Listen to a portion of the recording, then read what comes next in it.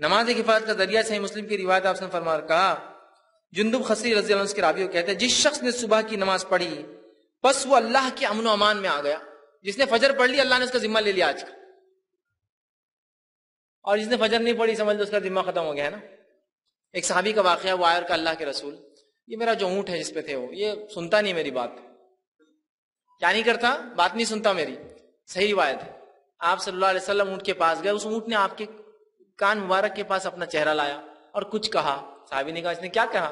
تو کہا تمہاری کمپلین کر رہا تھا, شکایت کر رہا تھا. کہا کیا کہا؟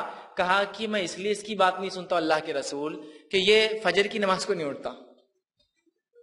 اس سے ہم عام زبان میں کہہ سکتے کسی کی مشین برابر نہیں چل رہی, کارخانہ ٹھپ ہو جا رہا, چیزیں سسٹم برابر نہیں ہے, ورکر ساتھ نہیں دے رہے, لوگ چھوڑ کے بھاگ جا رہے, فجر میں گڑبڑ ہے. کہ تو وہ اونٹ ساتھ نہیں دے رہا تھا فجر میں گڑبڑ کی وجہ سے.